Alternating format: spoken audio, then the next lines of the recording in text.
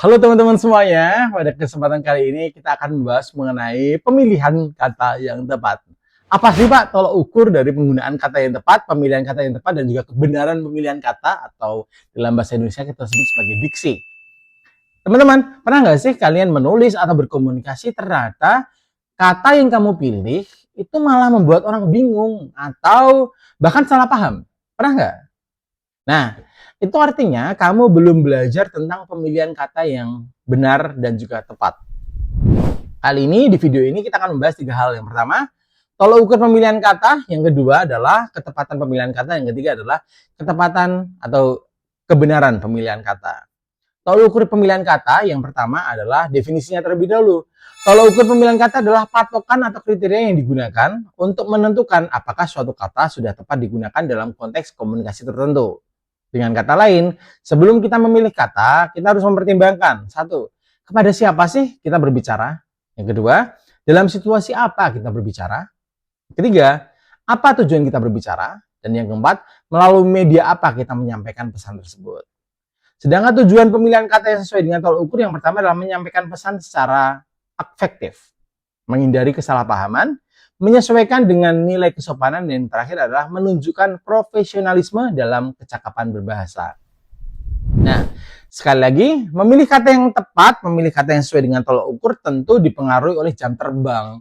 Semakin kerap kita berlatih, semakin kerap kita menggunakan bahasa yang baik dan benar, semakin kerap kita menggunakan bahasa baku, semakin kerap kita berkomunikasi dengan orang lain, akan semakin mudah kita dalam menggunakan kata yang tepat dalam kehidupan sehari-hari. Oleh karena itu, dalam penggunaan kata tersebut, dituntut adanya latihan.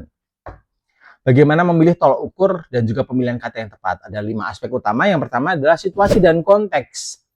Apa kamu sedang berada dalam situasi formal, non-formal, atau sedang dalam situasi akademik, sosial, atau santai? Nah, kalian harus mempertimbangkan nih situasi atau konteks apa yang digunakan untuk komunikasi sehari-hari. Oleh karena itu, sedang dalam situasi dan konteks seperti apa kita sekarang? Contoh formal, pada situasi formal, mohon izin saya izin meninggalkan ruangan sebentar.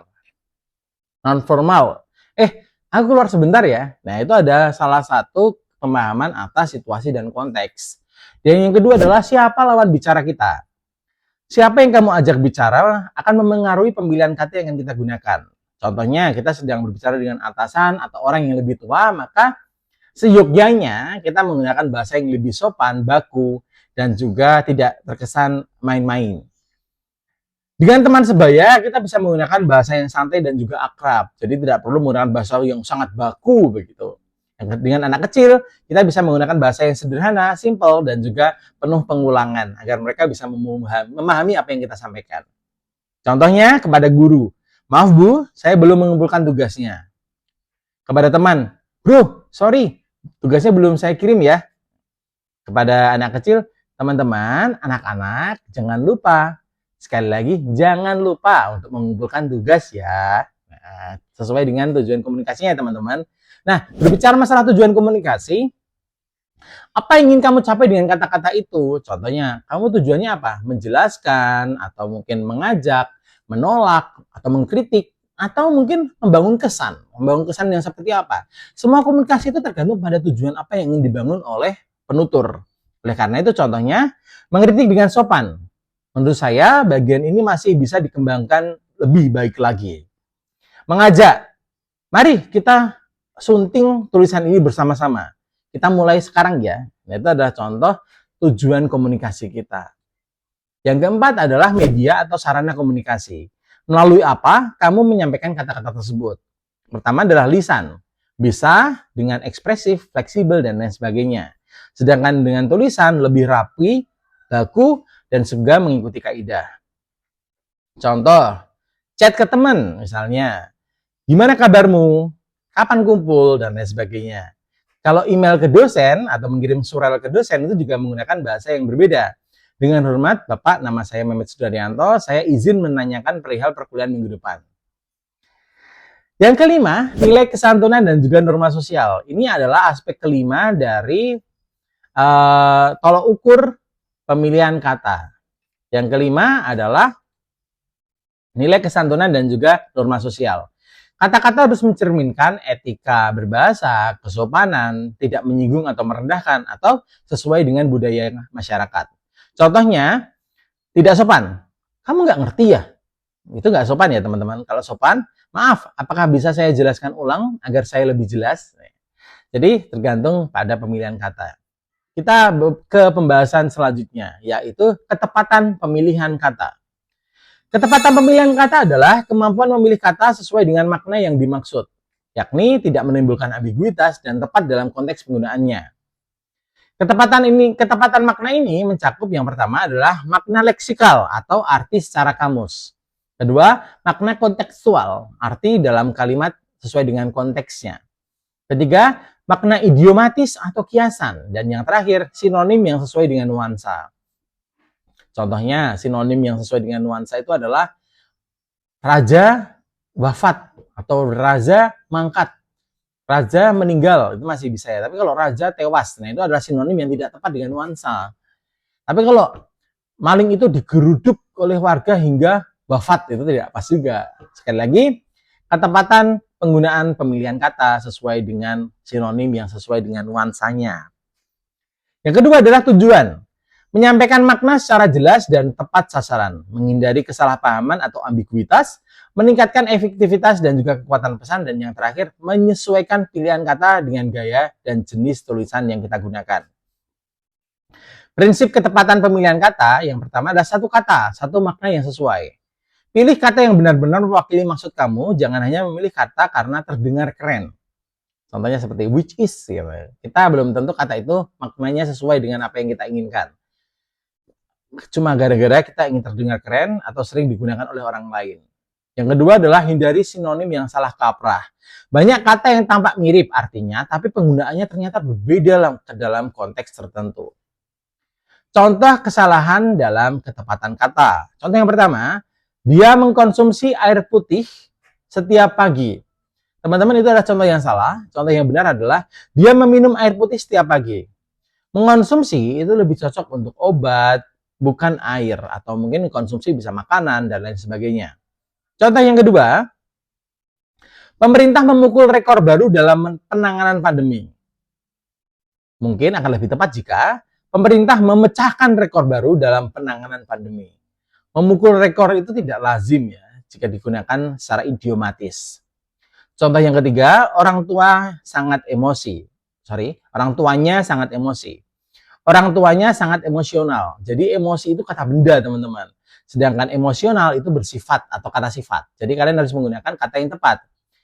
Ada beberapa tips untuk memilih kata yang tepat sesuai dengan apa maksud dan tujuan kamu. Yang pertama adalah pahami. Pahami makna kata leksikal dan kontekstualnya. Yang kedua, gunakan KBBI untuk mengecek arti kata. Ketiga, gunakan thesaurus untuk mencari sinonim yang nuansanya sesuai.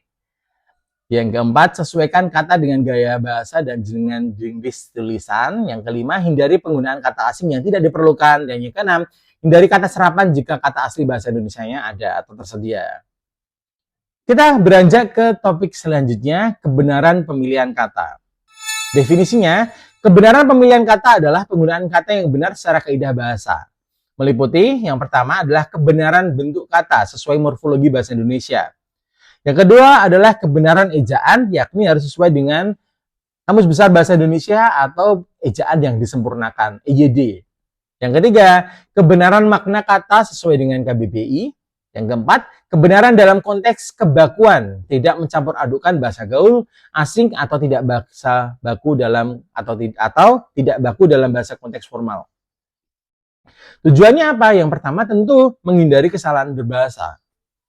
Yang kedua, menjaga kredibilitas penulis atau pembicara. Yang ketiga, memenuhi kaidah bahasa Indonesia yang baik dan benar. Yang keempat, menjaga keformalan dalam tulisan atau pidato resmi. Dan yang kelima, membantu pembaca atau pendengar memahami pesan secara akurat. Apa saja sih jenis-jenis kesalahan pemilihan kata? Contohnya adalah resiko. Kerap sekali kita mendengar kata resiko. Dan yang benar adalah risiko. Risiko, misalnya risiko kenaikan anggaran yang diambil oleh kementerian dapat menyebabkan atau menjadi risiko, menggunakan kata risiko. Yang kedua ini tulis ya teman-teman. Kalau tulis bisa cek di sini. Aktivitas. Penulisannya bukan menggunakan huruf F, tapi menggunakan huruf V. Aktivitas, efektivitas, atau biasanya kata IFAS, tifas, aktivitas, dan lain-lain semuanya menggunakan huruf V. Ijazah atau ijazah. Yang selanjutnya, sekedar atau sekadar. Teman-teman bisa contohnya menggunakan atau merefleksikan pada kata yang umum digunakan.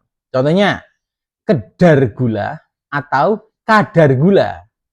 Kadar gula dalam darah atau kedar gula dalam darah. Kita menggunakan kata kadar. Oleh karena itu kata yang tepat adalah sekadar, bukan sekedar. Selanjutnya apoteker. Apa apoteker?